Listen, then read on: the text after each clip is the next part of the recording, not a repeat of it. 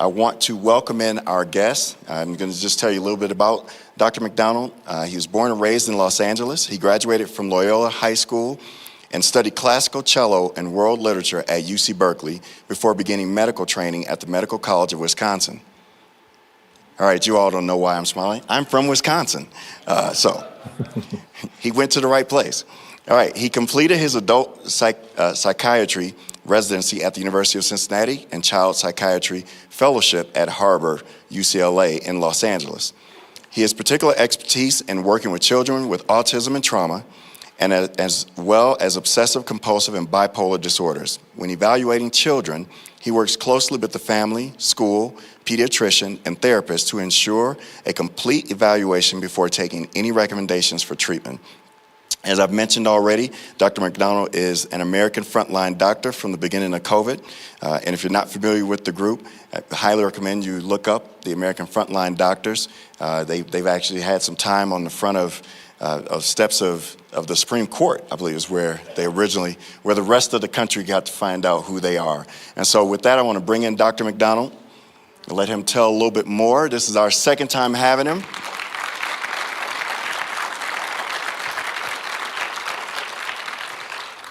And so Dr. McDonald, we are excited to have you again. So please feel free to add to anything that I've said concerning you and take it away. I'll add this, Ken. Medical College of Wisconsin, unfortunately, has gone full woke. I have several close friends. In fact, my roommate from medical school that I lived with for 4 years is now on staff at Medical College of Wisconsin as a treating physician. And the students that he teaches, meaning medical students who are going to be treating us later as our doctors, are now being instructed, if not ordered, to introduce themselves with the pronoun they identify with and to ask their patients how they identify as the first words out of their mouth. And it just gets worse from there. So we have a lot of problems in this country.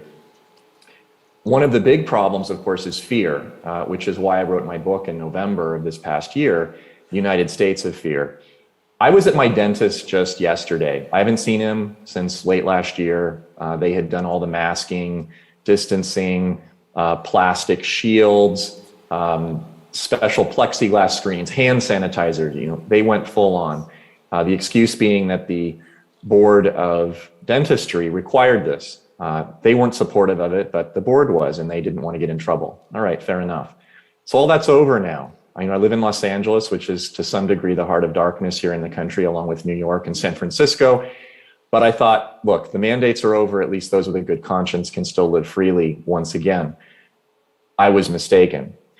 I showed up, and once again, plexiglass shields, hand sanitizer, all the staff are wearing masks, the patients are wearing masks. Now, I wasn't asked to wear a mask because it's no longer mandated in Los Angeles, but he was, so were his staff. And I'm not just talking about when they're cleaning your teeth. I understand they want to wear masks during procedures. I completely support that. The purpose of a mask is to prevent things from splashing into your face. That's why I wore them when I was a medical student, when I was going into surgery.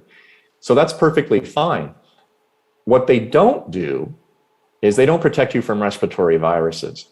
So after I had had my dental cleaning, he came over to introduce himself and say hello, and he's wearing one of those duckbills on his face, one of those N95 masks. And he said, "What do you need from me?" I said, "Well, first thing I need from you is to take that stupid diaper off your face."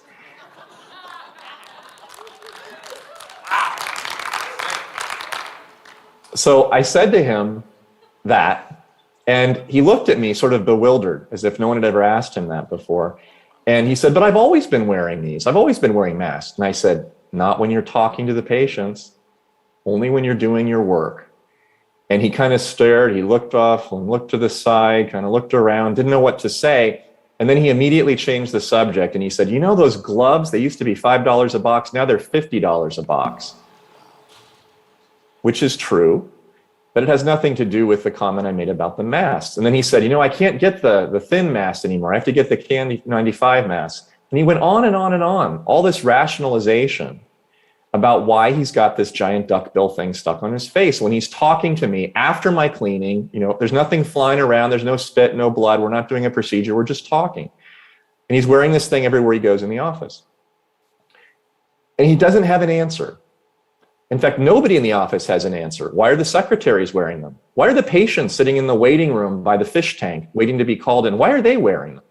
Nobody has an answer to this. They can't say that it's a mandate. They can't say that it's required. They can't say they're getting fined. They're just wearing them. Why are they wearing them? They're wearing them because they're scared. They're fearful. They're wearing them because they just don't feel safe yet.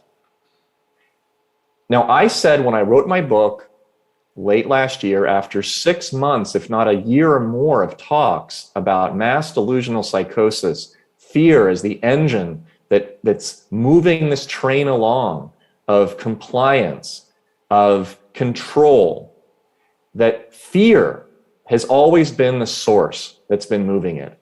We have been indoctrinated with fear. We have been inculcated with fear. We have been infected with fear. This pandemic that we're just now getting out of was never a medical pandemic, at least not in the way that it was described. It was never a medical pandemic for people getting infected with a virus. Now, there was a medical pandemic, and still is, of child abuse, alcoholism, fentanyl overdoses, untreated heart disease, failed endoscopy procedures and biopsies for colon cancer, breast cancer. That was a pandemic. We've lost a lot of Americans to that, hundreds of thousands, if not millions. As far as the virus goes, it never concerned me. Never, not for 1 second. What did concern me was the pandemic of fear. And I saw the pandemic of fear spreading far more rapidly and far more invasively than any viral pandemic I've ever seen, including this past one. So I described this process as a mass delusional psychosis, meaning Americans largely all decided to go crazy at the same time. They lost their rational thinking capacity. They started to believe that things that were not dangerous to them were going to kill them. They believed that all people, whether you were 2, 3, 4, 5 years old or 65 or 85 years old, were equally likely to catch this virus from China and to die from it. They believed that if you were to stay home and hide, if you were to cover your hands with latex gloves and spray them down with hand sanitizer and cover your face with diapers and plexiglass shields, that you would survive, that you would not even get sick. They also believed that if they were to get a shot, which they called a vaccine, which has never been and still is not a vaccine, not my opinion, just by science, it's not. It doesn't protect you against catching a disease. It doesn't protect you against spreading a disease. And you can catch the disease multiple times after getting multiple shots. I'm sorry, that's not a vaccine, period. But they were told and they believed that these shots would save their lives and protect them from getting sick. They believed all of this because they were told that if you're afraid, these are the ways that you keep yourself safe. And so they swallowed it. It didn't make rational sense, still doesn't, but they believed it and they went along with it. Just like my dentist, just like the staff that he has now that are still living in fear. They don't have to live this way, but they are. I am deeply concerned about where we are headed. I've spoken about the mass delusional psychosis. I've spoken about the fear. I've spoken about how we got here. I've spoken about what maintains it, and I'll speak about that a little bit more today. But I think we've gotten much further than just a fear pandemic. I also sadly think that even though there is some hope, I am not as hopeful as I was before that we're going to be able to get out of it. We still have a chance, but it's going to require a lot of effort and a lot of work from a lot of individuals. And we are not going to see a new savior coming down in the form of Trump 2.0 to save our butts. That's not going to happen. We can't look on high for this to be fixed. We have to look on low. We have to look to ourselves, our family, our friends. This is really the message that I'm starting to speak to more loudly now, because I think this is really our way out. And I'll finish with that later. First of all, to speak to the more important topics of how we got here, What happened? What were the cultural reasons for us to become infected with this pandemic of fear? A few of them were mentioned earlier before my introduction, and I think they're still pertinent because they're ongoing. These are not problems that are going to leave us when the masks are gone, when the shots are gone, and they are going to go. The masks, even in Los Angeles, are done. Even LA City school children who have been masked for 2 years have finally been freed of their masks. Not because the teachers or the city or the parents realize that the masks don't work. They're freed from their masks because finally the city and county of LA gave the unions what they wanted, and the unions let go of the shackles in the form of the mask. The children, as I have said for 2 years, have been held hostage to the fears of adults and the demands of the unions. They've been used as pawns, and they have been really the sacrificial lambs since March, April of 2020, which I think is one of the biggest tragedies of this whole pandemic. It's one thing for adults to hurt themselves. It's another for adults to hurt their children. The children have no voice. They have no say.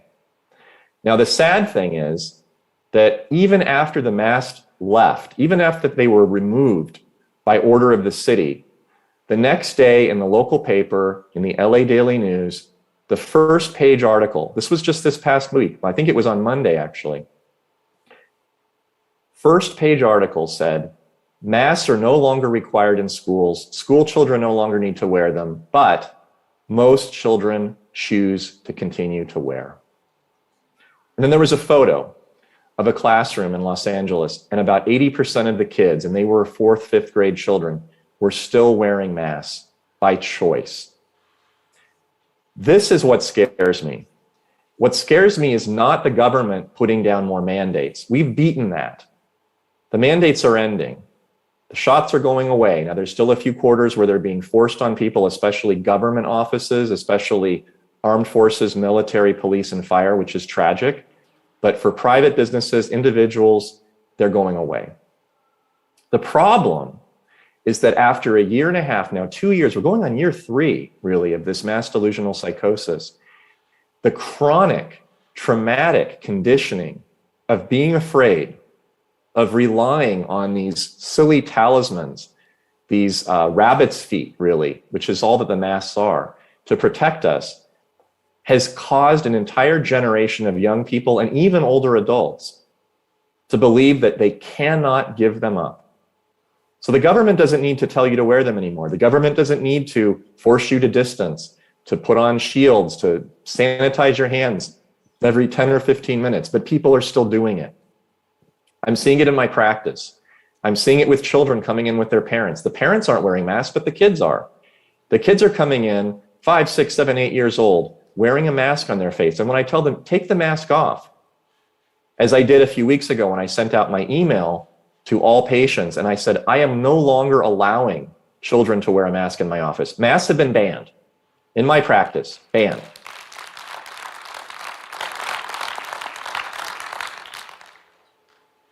They still want to wear them.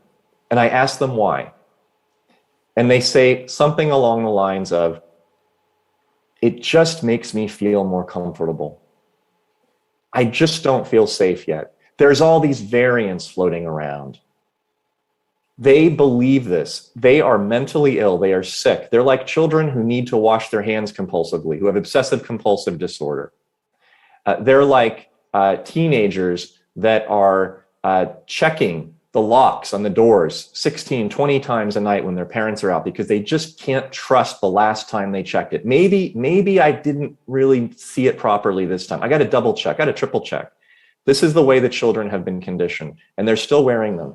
They're wearing them everywhere in large urban areas. They're wearing them in New York. They're wearing them in San Francisco, Los Angeles. The deed has been done. The conditioning has been made semi-permanent, perhaps permanent. This concerns me much more than the forced mask wearing. This sort of conditioning has been going on for a very long time, this fear inculcation. As I write about in my book, United States of Fear, this occurs in multiple areas. One of the areas that I see in my practice now, and I see it all over Los Angeles, is the fear conditioning that has been pushed on us by the perversion of the feminist movement. The feminist movement, which started out as equal rights for women, has devolved over years and decades into an anti-male and anti-female movement. Specifically, the feminist movement today defines masculinity as toxic. It defines men as toxic. It tells men that they shouldn't be men, that they should be women, or whatever that means. And it tells women that they shouldn't be women, that they should strive to compete with men, that they should strive to beat them at their own game, climb the corporate ladder. Don't let men tell you what to do. Don't allow yourself to be led by a man, because that's being controlled by a man.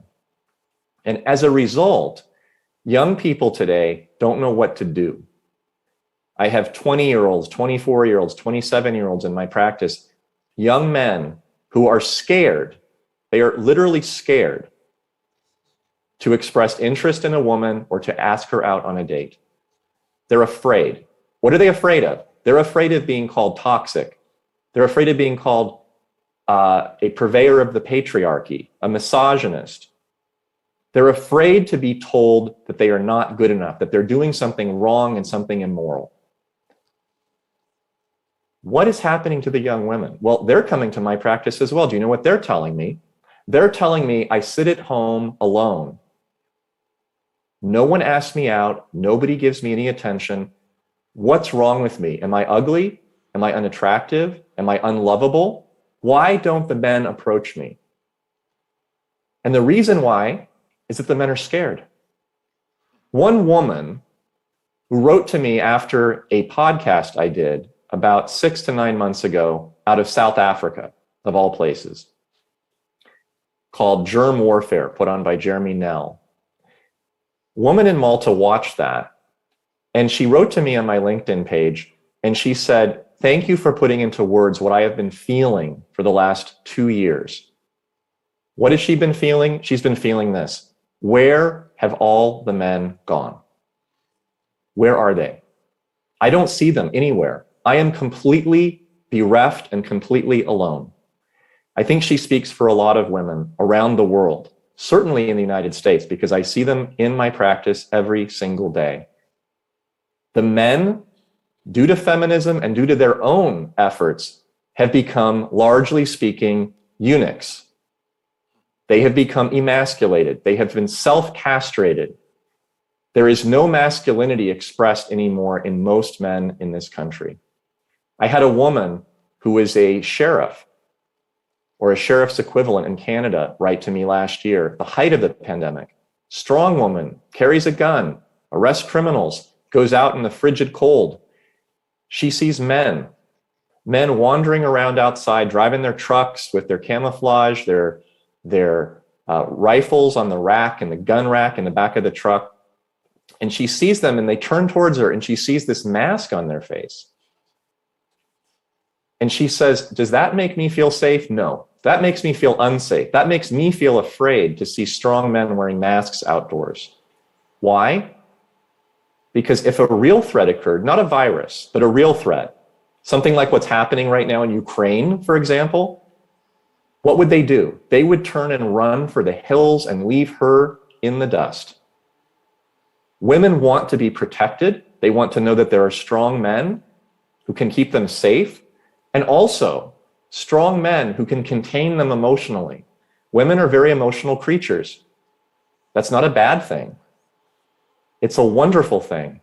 But in the absence of male presence, that emotionality can leak out. It can fill the vacuum of courage, the vacuum of masculinity that men are supposed to fill. And then the women can become hysterical. They can turn into Karens, like the women that we know running around outdoors, yelling at people, "Pull up your mask, put your mask on, stay away, 6 feet apart." Largely speaking, those are women. Obviously, there are exceptions, but largely speaking, they're women. And they are women who do not have strong men in their lives. They are mostly single women. They are mostly secular women. They are urban women. They are women who depend on the government. They are women who rely on a higher power that is not God, but a higher secular power, which is the industry that feeds our political system. And those women cannot contain themselves emotionally. They are bereft. They do not have a way to express their femininity, just as the men today do not have a way to express their masculinity.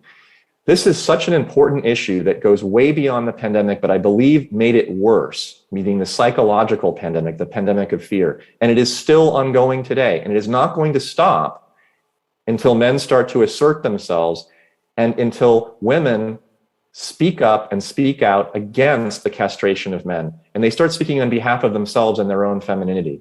Because at its core, our society, our humanity is based upon and is defined by the interactions between men and women. That's where everything starts. If you do not have men, if you do not have women, you do not have husbands, you don't have wives, you don't have parents, you don't have spouses, you don't have a family. And if you don't have a family, you can't build a community. If you don't have a community, you don't have a nation. And we are largely devolving because we are not looking at the basic foundational building blocks of our humanity, which is the male and the female. We all know the stories of Lila Thomas, the man, the narcissistic man that calls himself a woman out of Pennsylvania, who keeps beating all of these poor young women swimmers out of their titles. Who's criticizing this? The national media certainly isn't. The Supreme Court Justice Pick, who's just currently being questioned in Washington, D.C., she doesn't criticize it. In fact, she said yesterday, she cannot define what a woman is. I cannot define what a woman is because I'm not a biologist. Those were her exact words. Well, you know what? I'm not a vet, but I know what a dog is and I know what a cat is.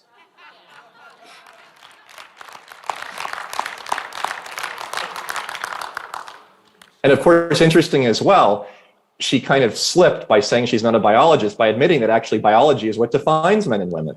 It's not politics, it's biology. It's exactly what we're told to ignore. We have a lot of problems in our country right now, but I think a lot of them come from fear and the cultural inculcation of fear, whether it's fear of environmental collapse, fear of toxic masculinity, fear of Donald Trump, fear of systemic racism. All of these fears are spread like little viruses around the air to tell people that they should be afraid, they should be very afraid. And then, of course, after the crisis, after we're told what we should be afraid of and why, we're then offered a solution. And that was how this pandemic became so sick. And I don't mean medically sick, I mean psychologically, socially, politically sick. The solution, the answer to our fear, to the crisis, was to give up all of our liberties.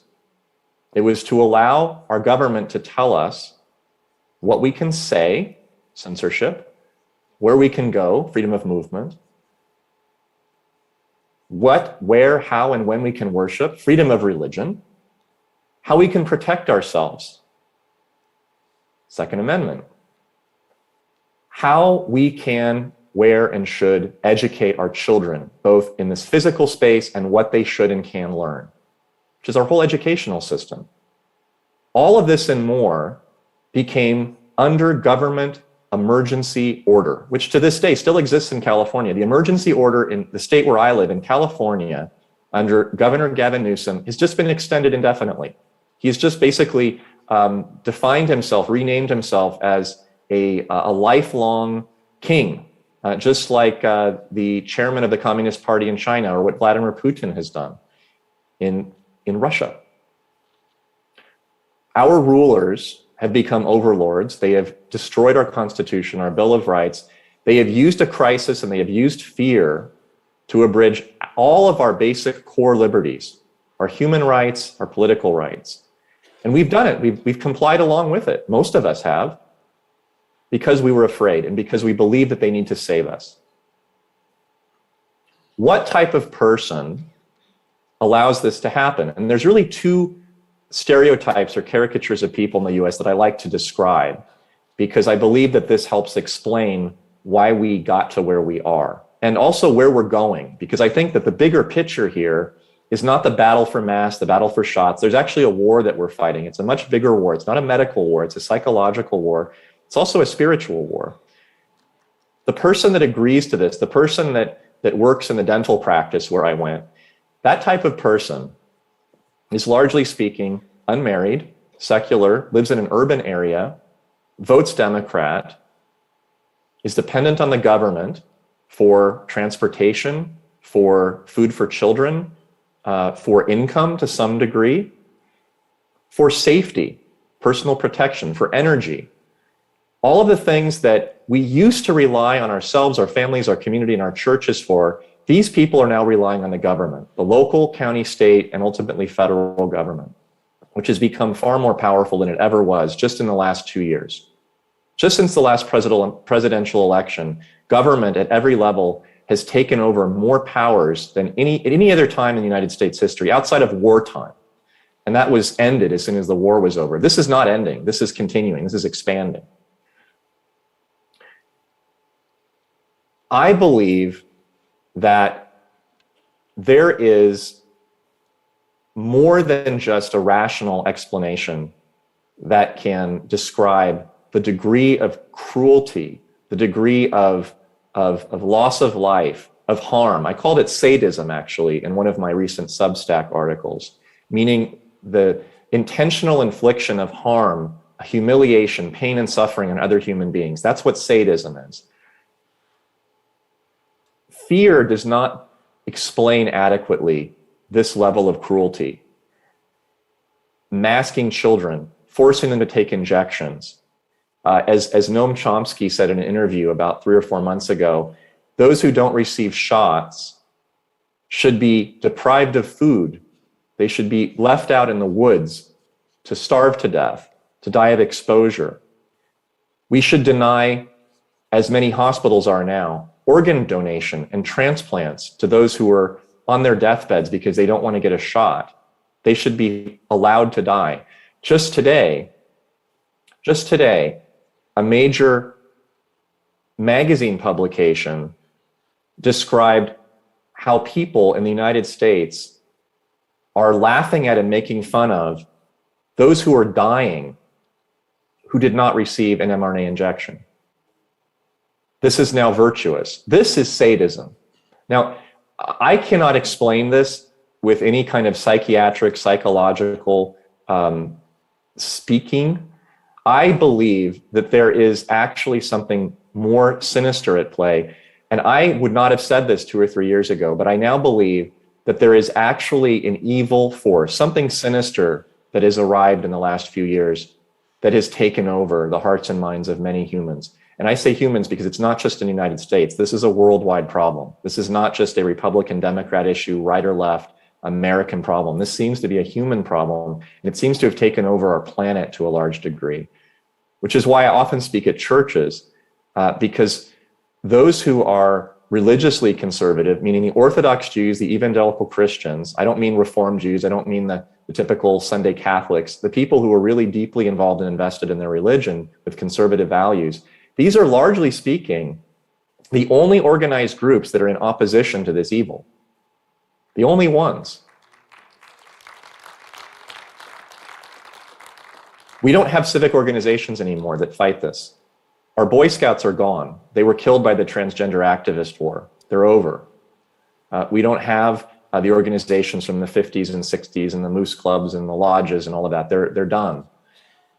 We don't have really much going on at schools with PTA, with parent involvement. Now that's changing, thank goodness, but there's very little of that. Very little was about a year ago. All we really have are the churches and the Orthodox Jewish synagogues. That's really all we have left. And this is the reason why religion and those who practice religion were the first to be attacked and shut down 2 years ago. Everyone knows that the nightclubs, the Bevmos, the 7-Elevens that sold alcohol, the pot shops in California that sold marijuana, they were kept open. They were considered to be essential businesses. But the churches were closed immediately. They were shut down. We've seen images of the priests up in Canada who are being dragged out of their churches and sent to prisons and tortured. Who would have thought this could have ever happened in Canada or in the United States? Religious and political prisoners. That's what we have now. It's like a gulag. And the reason for this is very simple. They're a threat. religious leaders and religious congregations that keep themselves open, that organize, that rely on themselves, their families, their communities, they are a tremendous threat. What are they a threat to? Well, they're a threat to the end game of all of this, which is not just fear, it's not just compliance, and it's not just control. The end game, in my view, is dependency. I believe that our government system, in collusion with large corporations like Amazon, big tech, like Google and Facebook, and all the subsidiaries that they own, like Instagram and Snapchat and LinkedIn, these are all owned by the same three companies. They're not separate. They used to be. They were all bought out, and now they're all owned by 3 or 4 individuals, as well as our media. Almost all of our media, corporations, politicians, and media. Those 3 groups have all colluded together in the last couple of years overtly. They've been colluding for a long time, and I didn't even know it until I saw it a couple of years ago because it was so obvious. They're colluding in order to encourage and ultimately force all Americans into a state of dependency on them. Amazon earned over $1 billion, with a B, billion dollars gross sales every single day for the first time in history, any company, about a year ago, year and a half. That's after the government shut down all of the stores. Everyone had to order their stuff from Amazon. This type of collusion is actually definitionally fascism. You know, we heard for years, Donald Trump is a fascist, Donald Trump is a fascist. What's going on now? I mean, the definition of fascism is actually not taking over industry like what communists do. They don't, go and grab businesses and say, we're nationalizing the car industry. We're just going to build Trabants now. No more Fords, just Trabants. No, what they do is fascists work in collusion with industry.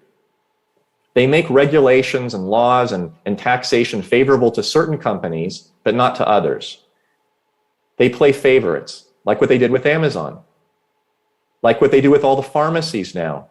Pharmacies can't sell certain drugs like ivermectin and hydroxychloroquine. If you do, you get banished. So you have to follow certain arcane, arbitrary rules that help support the manufacture of certain drugs made by Pfizer, made by Moderna. Same thing with news and media. We don't have Pravda in the US like they did in the Soviet Union. We have MSNBC. We have Joy Reid. We have people who are essentially speaking and parroting the lines of the politicians who are in power, which is right now the Democrat National Party, the DNC. They are essentially just propaganda arms of the Democrats. That's really all they are, which means we don't really have First Amendment rights because they can censor anything. Anything that you post is gone that doesn't follow certain rules, political rules, really. All of this cheating and lying and messaging, which is very similar to what all dictatorships from the left had done all throughout the 20th century. It's happening right now in the United States. That's what we're living under. It started with fear. It's going to end in dependency.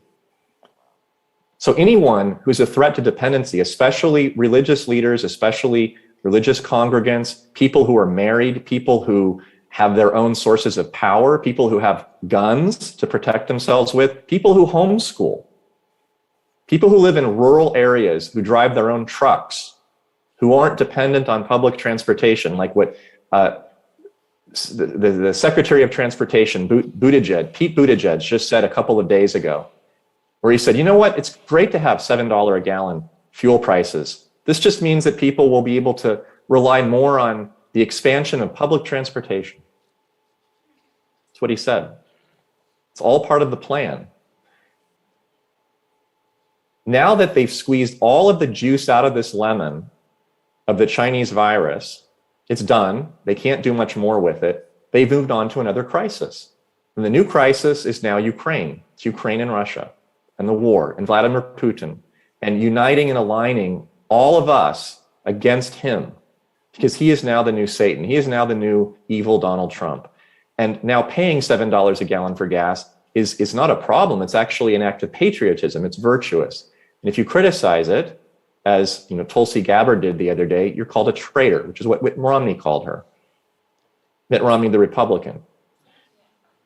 Anybody that steps in the way of this move toward dependency and attacks the next crisis and even questions it, do we really need to be spending billions of dollars defending the borders of Ukraine when we have borders of our own that are completely undefended?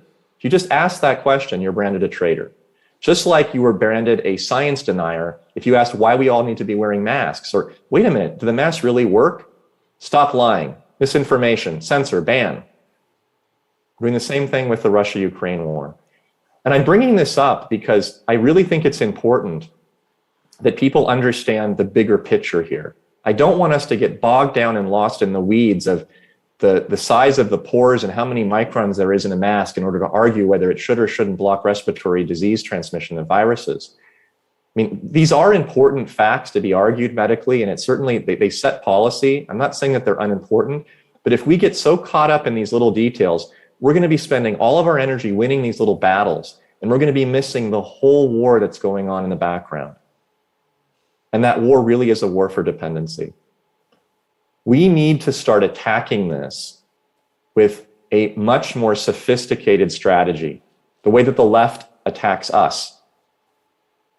We need to start doing the following. We need to stop waiting for things to be fixed from the top down. We need to stop waiting for Washington, the Senate, the Supreme Court, the president to save us. We need to start looking to our right and our left. We need to start looking to our families, to our churches, to our communities. We need to start grassroots organization from the ground up to save ourselves and save our country.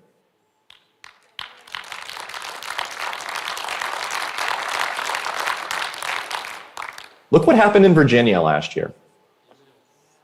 A group of angry, concerned parents, white, black, brown, immigrant, native-born, old, young, gay, straight, they all got together, Democrats and Republicans, they got together and they voted out the clowns that were running their state. They voted out the governor, the lieutenant governor, and the attorney general. And they took back their schools. They took back their children's education. They got rid of the 1619 Project, the transgenderism nonsense, the boys wearing skirts, molesting girls in the bathroom. They said, we're done with this.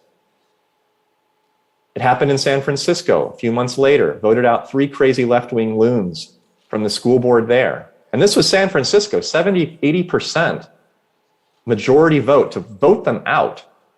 And most of the people that were voting them out were Asians, tired of being called racist because their children happen to perform better than other races because they do more homework.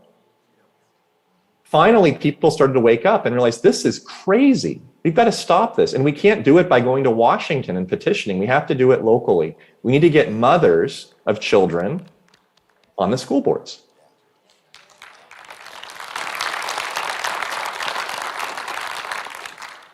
Many of these school boards are run by people who don't even have children at all. A lot of them are just transgender activists and race hucksters. They don't even have kids in the schools.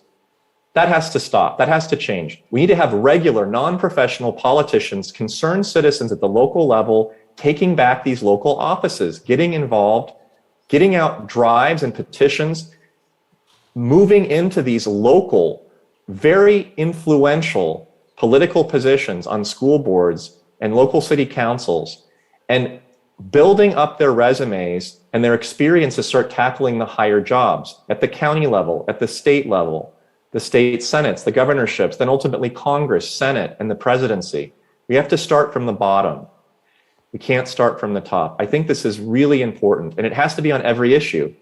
It's not just medical freedom, it's freedom for education, it's your freedom to be able to carry a gun to protect yourself, to live where you want, to stop having forced duplex, triplexes taking over your neighborhoods with single-family homes. Stop forcing public transportation down your throat. If you don't want to take the bus, you should be able to drive a car. All of these things that we're being told the master plan is from Washington needs to be scrapped. We need to find out what our plans are for ourselves in our local areas, our local communities.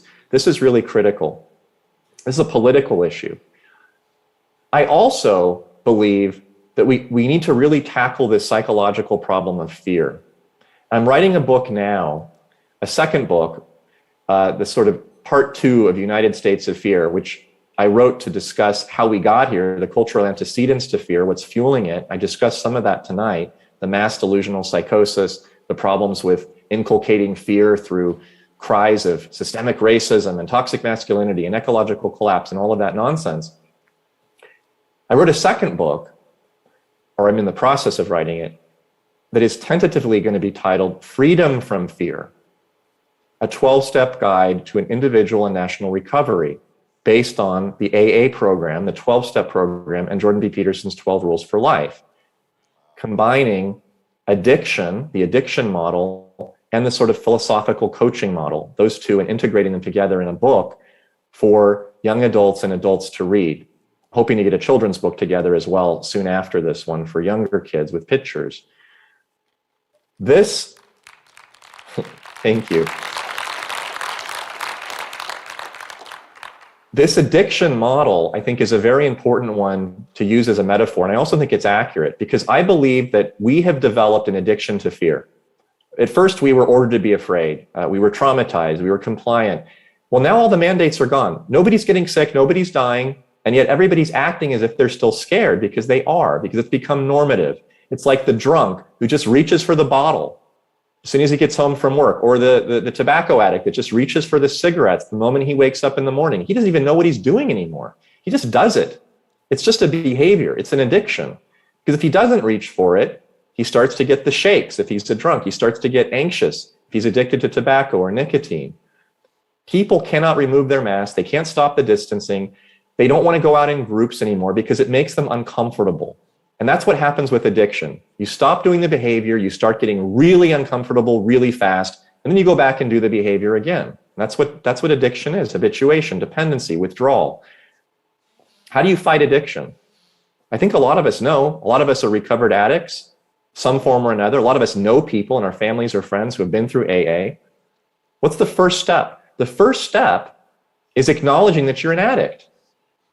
That's the first step. It's acknowledging that you have a fear addiction in this case. I am addicted to fear. And I have hurt myself and I've hurt others because of it. And then you need to go through your list of those you've harmed. And you need to sincerely express remorse.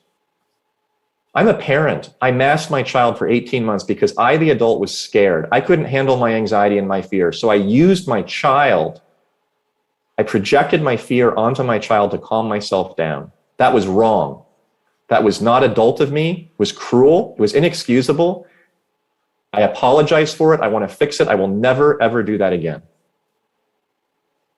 That's what the adults have to say. That's what they have to do. All of you, I don't say you in the room, but all of you around the United States, you know who you are, who held your weddings a couple of years ago in the last 18 months. Congratulations on getting married. But who disinvited anybody who couldn't show proof of vaccination, shame on you. You're fear addicts. You hurt people. You need to apologize. You need to say you're sorry. Otherwise, those people that you thought were going to be part of your circle of life throughout your long, hopefully lifelong marriage, they're not going to trust you anymore. And they shouldn't, because you hurt them because of your fear addiction. And you can't just brush it under the rug now and move on. Oh, it's all over. We're going to just move forward. We're going to go back to a brighter future. It doesn't work that way. You cannot short step this. You cannot cut corners. When you hurt people, you have to come forward and you have to apologize, just like addicts do. And that's what fear addicts need to do as well. And they need to start acknowledging and apologizing for what they've done. I don't expect Anthony Fauci to ever do that. I believe that he's a sociopath. I think he's murdered millions of people back from the early 80s up to today. He's a sick man. I would actually put him in the category of evil. As I said earlier, I think that there's a sinister force upon us. He may be one of the purveyors of the evil force, Anthony Fauci and others. He's not the only one, but he's certainly the commander-in-chief of it. He's the architect of the death and destruction of the last 2 years, and he is not going away. And he is not apologizing or even acknowledging what he's done. But we don't have to wait for Anthony Fauci to apologize, just like we don't need to wait for Donald Trump 2.0 to come back. We don't have to wait for any of this. We need to take charge of our own lives. What can we control? We can control ourselves. We can, to some degree, influence our friends, family, and neighbors. We need to own up to our part in this. We need to encourage others, if we know them, to do the same. And that's why I'm writing the book, Freedom from Fear, because you free yourself by releasing the fear. You free yourself by overcoming the addiction. It's the addiction that's controlling you. And the only way to overcome that is to free yourself from it. There's other steps that I'm writing as well. One of them has to do with cutting off the dealer, the drug dealer, which in this case is the media. The media are largely continuing to fuel this fear. Just think about 4 days ago, I think it was, Press Secretary Jen Psaki, Peppermint Patty, who's now on leave because she caught the coronavirus for the second time after having received 3 shots. Wow. What did she say before she got sick when someone asked her, well, what are we going to do with the president? He's in his 70s. He just caught this after getting 2 or 3 shots himself. Shouldn't we be concerned? I mean, he's not a 27-year-old. I mean, he's old. I mean, people get sicker when they're older when they catch this virus. Her answer was, well, we don't know that. We don't know that there's any difference in infection, seriousness of infection or death rate between a 27-year-old and a 74-year-old. We have no idea. Well, that's a lie. That's not an opinion, it's a lie. And we've known that for 2 years. She is lying to you. And all the media then took her quote and reprinted it. And then, of course, went back and spun it back again. It's a sort of giant circle of lies. If you continue to listen to the media, you continue to listen to the lies, you will continue to maintain your fear addiction. I mean, who wouldn't be afraid if you lived in a box and you just listened to media all day long and heard things like what Jen Psaki said and what the MSNBC hosts say every night? You wake up and you just see the numbers, the tally going up every day, more and more people dying. Of course, you're going to be scared. It's going to fuel your addiction. You have to cut them off. If you were addicted to Coke and every day you walk by a dealer on the corner on your way back from work, how long is it going to be before you start buying from him again? You have to avoid the dealer. You have to cut him out of your life. You have to stop walking by the bars on your way back from work if you're a drunk. Go around the other way. Go through the park. How long is it going to be before you walk into the bar and you start having another drink? Got to shut off the media. You've got to find real news sources. And when people ask me, well, who do I trust? There's so many different opinions, Dr. McDonald. Who do we trust? It's not very difficult, actually. We have 2 years of data, of evidence. Everything is available on the internet now. You can see who lied to you in March, April, May, June, July, et cetera, of 2020 up until now. We know who lied. The lies are there. They can't be erased. And we also know who told the truth. Even if they were called, as Ken said earlier, the quacks at the beginning, crazies, the liars, the misinformation. Look back and see who told you the truth. Don't take my word for it. Facts speak for themselves. And those who lied to you are probably still lying to you. And they'll continue to do so. Those who told you the truth at the beginning, especially the people who stuck their neck out, risked their physical safety, their careers, their families to tell the truth, they're probably still telling the truth today. That's how you know who to listen to and where to find your information. It's not that complicated.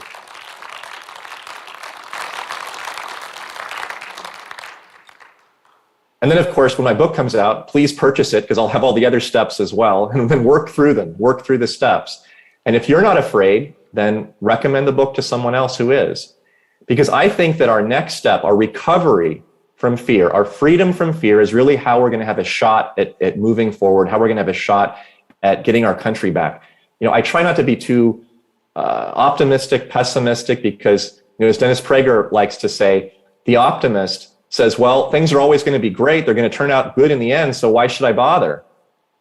And the pessimist says, well, everything's going to fail in the end anyway, so why should I bother? Optimism and pessimism are just rationalizations for not taking action. I believe that regardless of whether we think it's going to succeed or we think it's going to fail, what we have to do is we have to take action. We have to take action first within ourselves and then within our communities and our families, our churches, our schools. If we do that, if we all collectively start taking action and using the power that we all have, because we all have power, we all have agency, then we can collectively turn the ship, we can fix this problem. If we don't, if we just sit back and wait, if we don't take action, if we wait for someone else to step up, someone else to put his neck on the line, like this colleague of mine who runs a chiropractic service, he's always coming up to me, whispering in the hall saying, I totally support what you're doing. Let me send you another link of some really cool video. I said, why are you keeping your voice down? Why aren't you speaking up? Oh, come on, we want Gavin Newsom out. We're all on the same page, but I can't let any of my patients know that I support the recall of Gavin Newsom. Why not? Well, they might not come back and see me. Oh, so you're worried about losing a little bit of money. So therefore, you're not going to stand up for your values, for your beliefs. I lost 30% of my patient practice after I started to speak up. About 30%. But I tripled that in the number of patients who came to see me because they wanted to see me because no one else that they could find in LA was willing to speak to them honestly.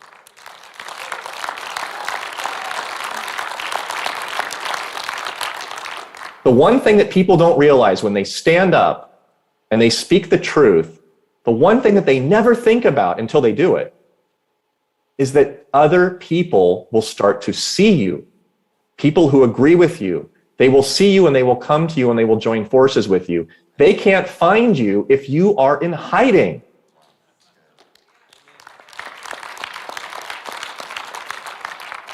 So that's my message to you, to all of you, is to stand up, come up from under the desk, accept that you have a role to play, that you have a role to take action, that 2, 3, 4, 10 people is far more powerful than individuals, 1, 2, 3, 4, 5. They synergistically multiply. And I know this because I've lived it in the last couple of years. I have done far more work working with others who I met, who had also stood up, put their neck out there, than I ever could have done by myself. And I've also met some really wonderful people I would never have encountered before, and you will too. So if you are afraid, you need to learn how to fight your fear addiction. And that's what my second book is about, Freedom from Fear. United States of Fear, of course, is a great way to introduce yourselves to how we got here and to help teach others, explain to others who are still confused why we are in such a mess and why we are still afraid. And if you're not, then you can be one of those people who can stand up and start joining the battle and speaking out, as I have and as I continue to do.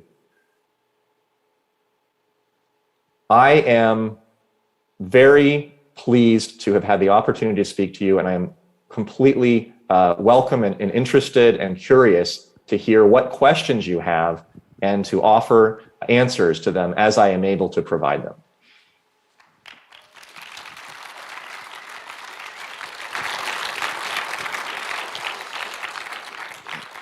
Dr. McDonald, you have said so much tonight, and we want to make sure we give an opportunity to folks that are in the room to ask some questions.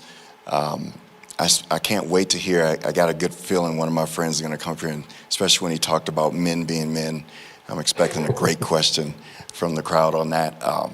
But we're going to have you, Ann, if you don't mind, we'll control the mic there. Got a couple questions. Yeah, so as I was about to mention, the texting. And so texting is up on the screen. We've had a few questions already texted in. Please feel free to use that if you are online or virtual in any way, shape, or fashion. And the microphone is right there. And so I'm gonna ask a couple questions from our texters here. So Dr. McDonald, this question is, I'm a teacher. Recently, one of my first graders had her hands around her own neck, squeezing very tightly, and her face was turning purple. After I got her to stop and she had color in her face again, I asked her why she was choking herself. She said she was trying not to cough. Have you heard other stories like this, and what can we do? Well, I think this is a good illustration of what I had described in a general sense earlier in my talk tonight, which is that there has been a conditioning response, especially with children, to not return to a healthy, normal state. And they have learned, because of 2 years of indoctrination and behavioral conditioning that it is not acceptable to actually live, to breathe, to live, to play, to touch, to feel, to run around, to be children again.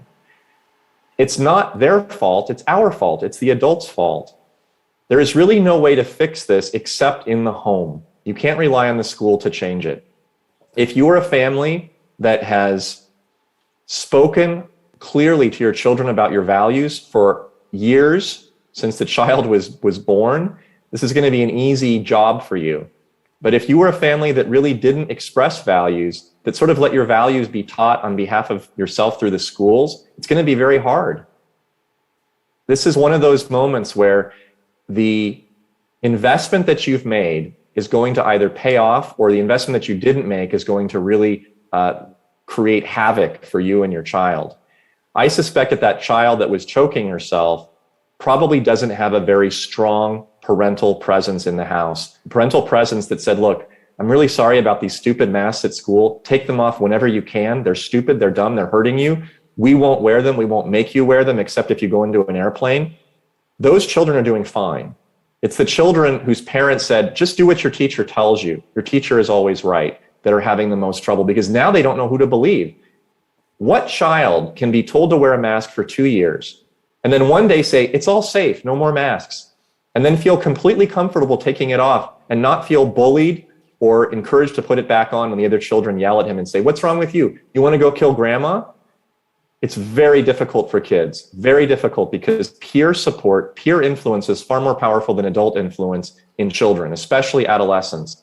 So you have to have done the work early. You can't jump in when the kid is older and suddenly reframe everything. That's not a perfect answer, but it's the best explanation I can provide to what she's describing. Awesome. Again, if you're in the sanctuary and you've not sent a text, I want you to line up over here. We're going to alternate questions between what's online and inside the sanctuary. I love that you talked about fear. I'll tell a really quick story. I was back in Wisconsin last week, and when hadn't been back in over 2.5 years.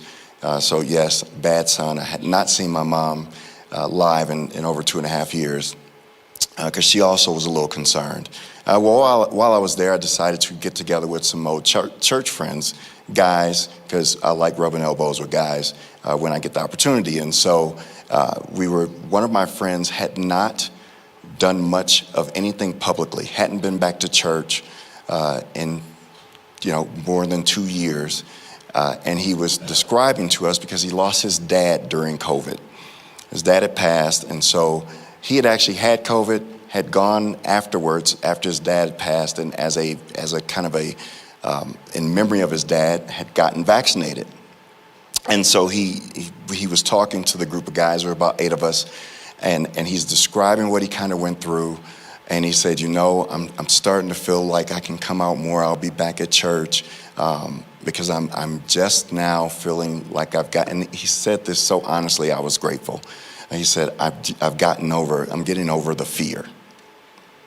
And we in the church, right, we've probably all walked around and had worn the t-shirt, God has not given us spirit of fear, all while the church was walking in the same fear that the world was during all this. So I love the fact that you've written a book about it. And so we're going to go ahead and take a question here. Thank you, Dr. McDonald. Really appreciate what you and FLCCC has done. The Alliance has, as I mentioned last week at the Denver Capitol, the shoulders are strong and we're standing on your shoulders. And as a clinician, I'm very grateful of that. I'm wondering if we can expedite this on at least nationwide basis and use these protocols that we've done, but expand them to help clinicians help their patients to overcome this fear with guidelines that come from FLCC that is already established. Well, on a sort of depressing and pessimistic note, I think about 80% of all psychiatrists and therapists are completely overcome with fear and cannot function anymore.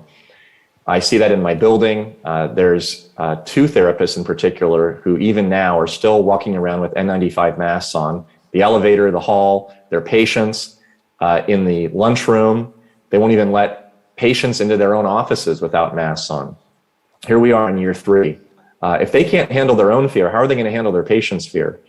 And I think this is true among physical medicine doctors as well, internal medicine, family medicine, OBs. I know a anesthesiologist who just last week canceled a surgery for a woman who is suffering from breast cancer because 2 days before her surgery, she's required to get one of these stupid tests, and she got a positive test result, probably a false positive. She's not even symptomatic. She's already gotten sick and recovered. She has immunity. And he said, I'm not touching her. Canceled her surgery. Now, would he have done that with an AIDS patient? Would he have done that with a patient with tuberculosis?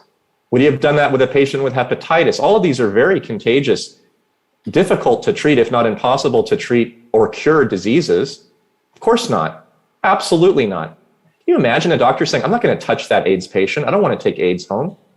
He would be fired on the spot. But if you say you're not going to touch a woman with cancer who got a false positive on a stupid Wu-flu test, that's completely fine.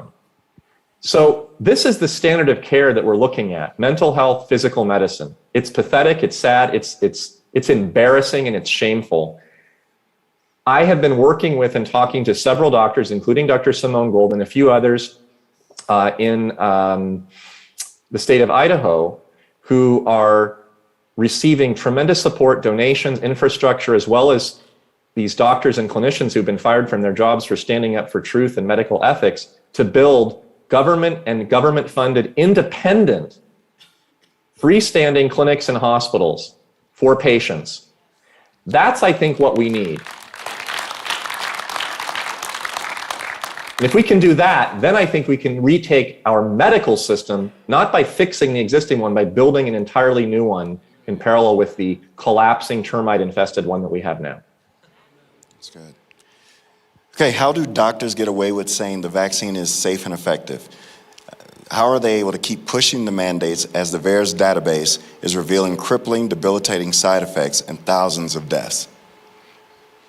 Well, they're able to say it because we have as I said earlier, a collusion of powers of government, of corporations, and of media who strip us of the ability to freely communicate, and they spread and disseminate lies every single day. Just like the CDC did last week when it just miraculously somehow discovered what they called an error in their database, where they had to remove 25% of all the child deaths from coronavirus that they had been pushing for the last 2 years. 25% of them just magically evaporated because of an error. They never explained what the error was. Many of those deaths were suicides, drownings. They kept that in for 2 years. They didn't realize that a suicide and a drowning was actually not a viral death until just last week. Imagine that. We have so many forces aligned against truth. That's how this is continuing. I don't have an answer to how we fix that. All I can do is I can diagnose it. I can tell you where it's coming from. And if you can do the same, then you can actually see the lie that it is. You can't force people to tell the truth. All you can do is see through their lies and speak the truth yourself.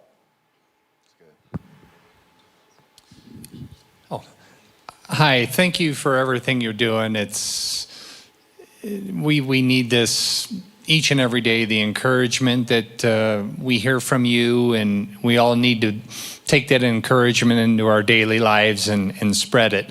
What recommendation would you have for professionals that are being pressured into getting the vaccine, for example? I'm a pacemaker representative that goes into hospitals within the Colorado Springs and Denver area. And frankly, my company doesn't mandate that I get the vaccine, but these hospital systems are instituting policies that are saying I need to get the vaccine, otherwise I can't step foot inside their institution. So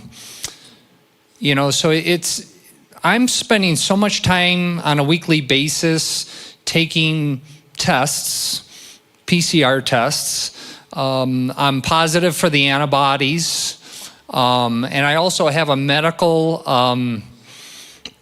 letter and a religious letter that I carry with me at all times. I'm spending so much time just trying to do my job, jumping through every hoop possible, and it's stressful. You know, I still have faith, and I believe that I'm going to be able to do my job. But what would you recommend? What for people like myself that struggle every day, wondering, you know, am I going to get shut down today? Trying to get into this liberal system. Thank you. What do you think? Be patient, buy yourself time. This is not a permanent condition. If it were, I would say you need to find another job where you're not beholden to the hospital. I don't believe that's the case. I do believe that this is going to be ending very soon. It's like spills of water, you know, after you wake up in the morning from a rainstorm, the sidewalks are dry, but the gutters have pools of water in them. Well, eventually, even the gutters, they dry up too. And this is drying out.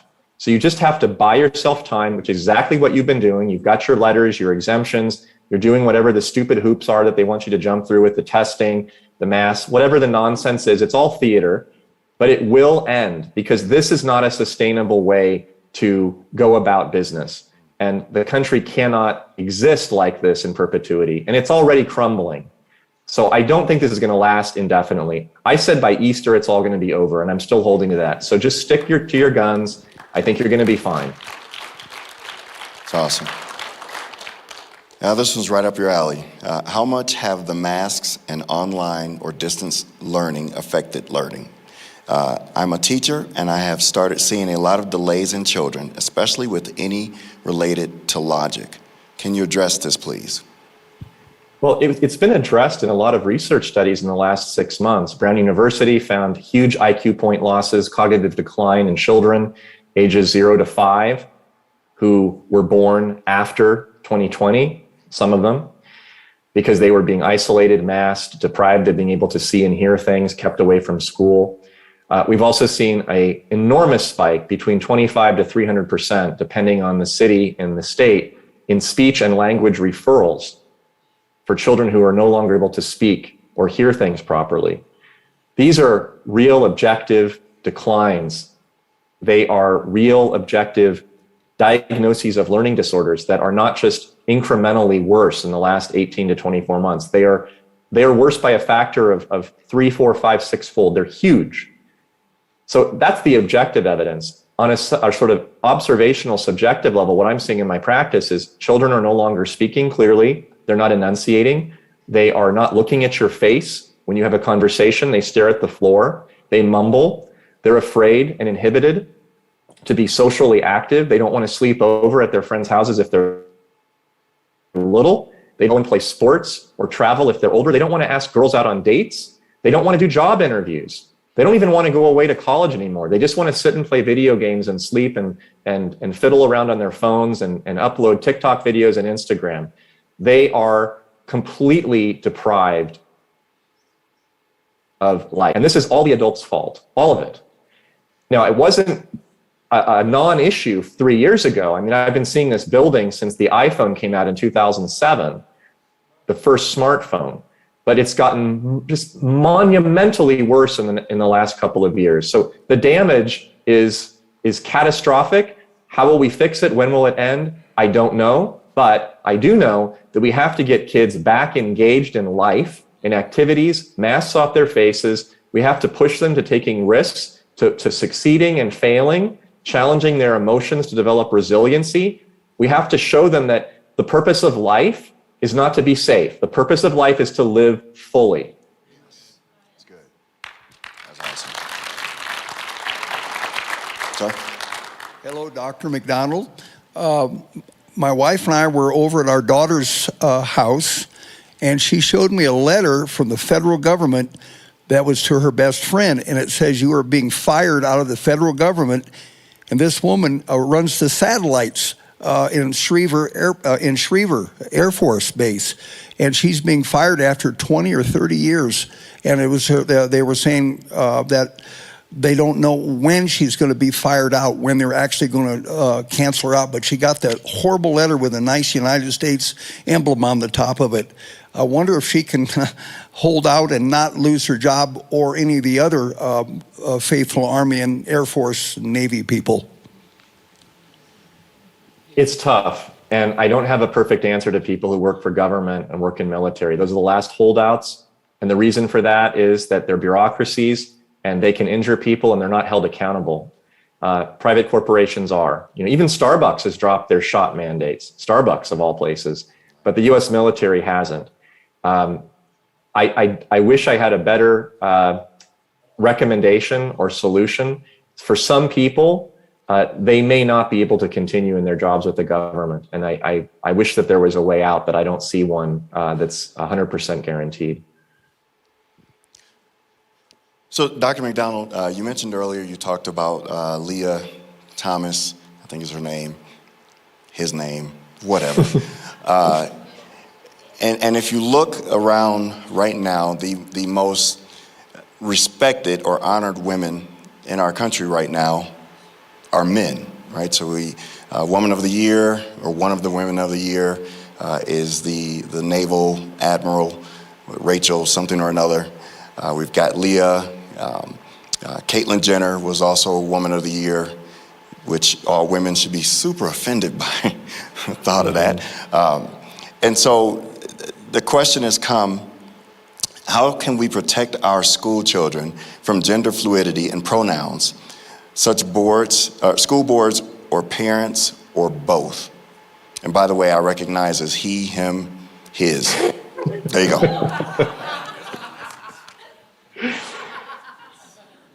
In short, take your children out of the government schools.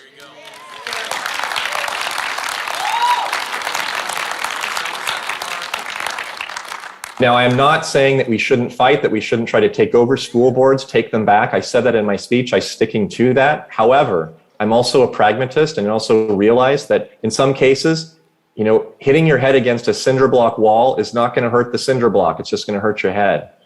And so in many cases, taking your kids out of school, if it's at all possible, and homeschooling them is going to be a better option for you. I don't believe that the government schools are reformable at this point. I don't believe that. So removing them until we build up an alternative schooling system using homeschooling, which is available to anyone now through remote learning. Even if you're a single mother, you don't have a lot of money, it can be done. There are a lot of great homeschooling advocates across the country. I interviewed one of them on my podcast. Dr. Jeff Barkey and I run a podcast called Informed Dissent. It's available on Apple Podcasts and other podcasting sources. You can hear that podcast and you can hear the answers to questions of callers saying, I don't know what to do. I'm poor. I'm a single mother. She has a lot of resources available. So there are ways to solve this problem besides just trying to change the system. And the system is so rotten, so corrupt. When you have a stairway made out of wood that's completely infested with termites, putting in duct tape across it is not going to solve the problem. You've got to clean it out. You've got to build a new one. Yeah. Yes, Dr. McCullough, I want to thank you and Daystar for being so bold. I got a question about the vaccine, the jab. How long, the ingredients and the long-term effect it has on people, will it affect them in the future? So this is a really big, broad question. It's an important one, but it's impossible to answer because we just don't have the data and we don't have the information right now. What I've recommended to people who've already received one of these injections and are now wondering, buyer's remorse, is if you start to have symptoms, if you start to feel something that's odd, I would recommend going to one of the websites like Dr. Pierre Corey's website, like Dr. Peter McCullough's website, like Dr. Simone Gold's website, and look for some of the protocols on how to cleanse yourself of some of the toxins and repair the damage. A wonderful, wonderful, great, long, clear, detailed article that Dr. Joseph Mercola published just a couple weeks ago. I believe it was in Epoch Times, but if you just Google Dr. Joseph Mercola and I think something like, vaccination treatment, something like that, you'll find this lovely article that describes both medicinal and non-medicinal, meaning herbal remedies to help remove perhaps some of the toxins that these shots have created in the body to help heal yourself of some of those injuries. It's a great article. That's the one I would recommend. It's one of the most recent. Okay. All right. In answering this question, please let us know where we can find your book. Does your book contain any pointers or talking points for engaging in conversation with people caught in the fear trap? It does, actually. The book that I first wrote in November, which is United States of Fear, is broken out into, I think, 4 or 5 chapters, how we got here, some of the cultural problems, and then finally finishing with how do we go forward? What's the way forward? And I actually include several examples of how to speak to people who are afraid and how to diagnose the possibility that you can actually convert them. For example, if you go up to somebody that you think is scared, but you detect curiosity, that's a really good sign. Wow, we've been in this for 2 years, going on 3. Why do you think this is such a big mess still? And the person turns to you and says, you know, that is kind of funny. I got 16 shots and I've been wearing 47 masks and then I got sick, but I recovered and now they want me to take a 17th shot. That's kind of weird. That's a really good sign that that person is open to a conversation. Ask the same question and you get the following answer. What are you, a Trump supporter? Probably not any curiosity there. Probably just a good idea to move on. So one thing I've learned in the last 2 years is don't try to convert everybody. Don't try to argue with data. See where the person is emotionally. If the person is afraid but curious, keep on moving, keep on talking. If the person is scared but is just branding you a white supremacist, Trump-supporting, misogynist, paternalistic, transgender, anti-gay, whatever you have, you immediately jumps to that kind of thing, there's no point. Don't engage. Just move on. You're only going to hurt yourself. It's like hitting your head against the cinder block wall. It's not going to move the wall. So if you want to learn more about that, you can certainly purchase my book. You can get it on Amazon. You can get it on Barnes & Noble. You can go to Conservative Readers, plural, readers with an S, conservativereaders.com. You can buy it there, United States of Fear. And if you want to just learn more about everything I've written, like my Substack that it comes out every Thursday, a little article about topics of the day that I think are important in terms of medicine and healthcare and politics, or my Facebook feed, or my Twitter feed, or whatever book is coming out next month, you can get all of that in one place, which is my website, which is called Dissident MD, dissidentmd.com. Because anyone that has an opposing point of view to the mainstream narrative right now might as well be a dissident. It's like the Soviet Union. Anything that goes against the DNC and Gavin Newsom and the CDC and Peppermint Patty Jen Psaki and Walensky and Fauci, anything at all is considered to be a dissident opinion. Not a question, not a curiosity, a dissident opinion. So that's why I have the website Dissident MD with all of the stuff I do in writing on that page. And you can find any of the links there to Substack, Twitter, Facebook, as well as where to buy my book. Awesome. Hello. You spoke earlier about how men and women don't really know how to be men and women anymore, and I suspect that the high divorce rate in this country is partially responsible for that. How do we mentor to all those fatherless young boys and girls out there? You know, instill them with the kind of values that they need to be real men and women. Well, that's actually the last step in my book, and I haven't written it yet. I'm still thinking about it. But the idea of mentorship is critical, and it's the final stage in your recovery from fear. Or if you're not a fearful person, it's the first step in actually helping others, which is mentorship. I believe very strongly that there falls on other men who are men right now, to help those who cannot be, who are struggling to find their way. And I don't mean to go out in the woods and bang around on drums. I'm not talking about that. I'm talking about, first of all, being a model. I had a father tell me the other day, he was walking through a door in a department store and he had his son with him. And he opened the door for a woman with her child, and she walked past him with her child, said nothing. And so he quietly turned to her in loud enough voice that his son could hear, and he said, "You're welcome." She turned to him and in front of both of their children yelled, "F you!" Except she didn't say F.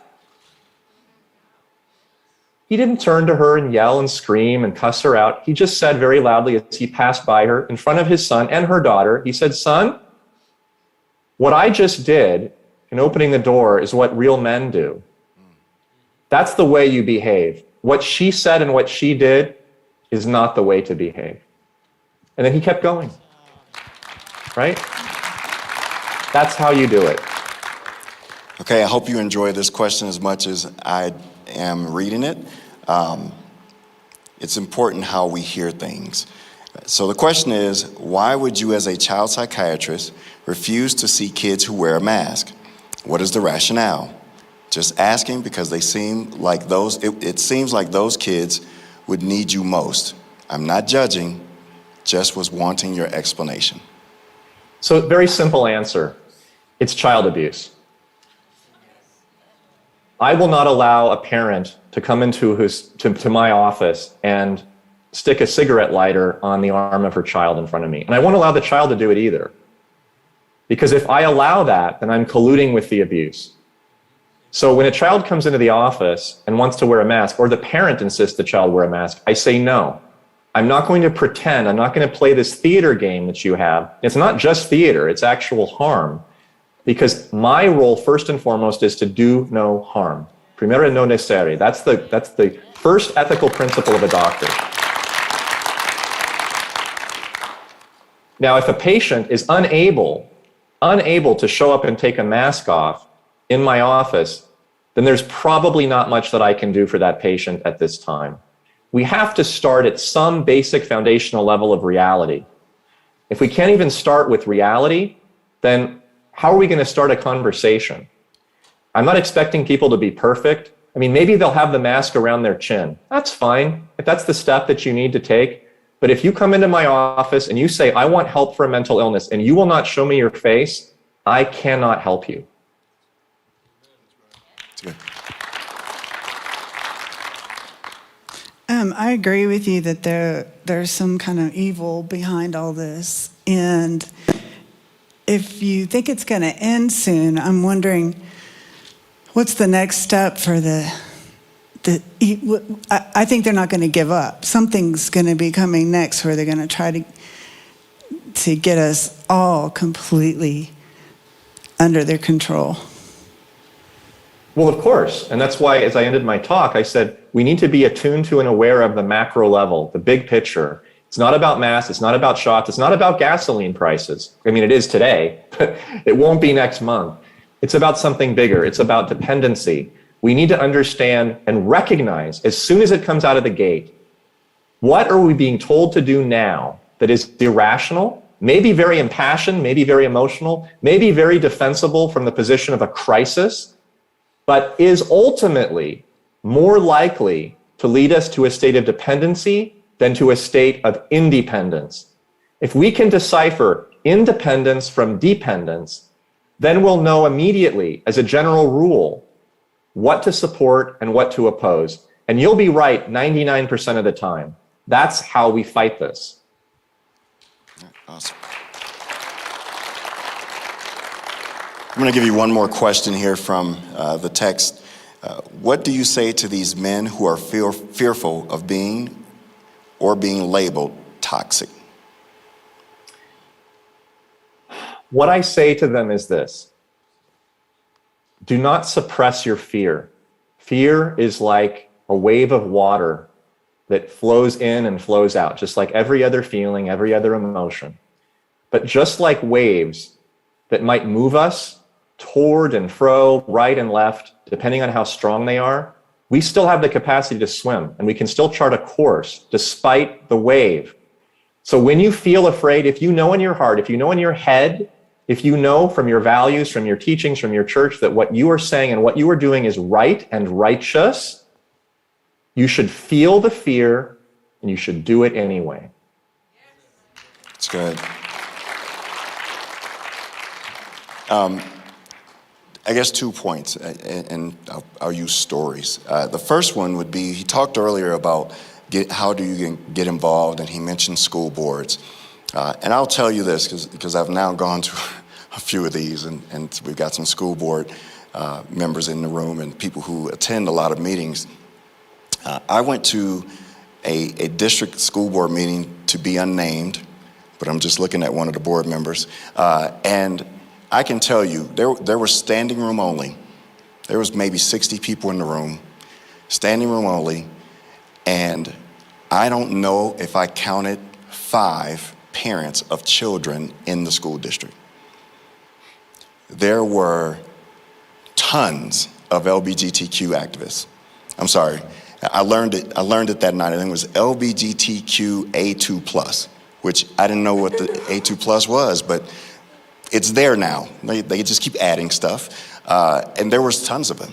And they never stood there and talked about, they didn't give public statements to talk about education.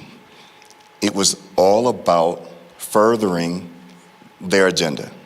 And how can we make sure these kids feel safe and loved in our schools? Not how can we make sure these kids learn how to read, write, and do math.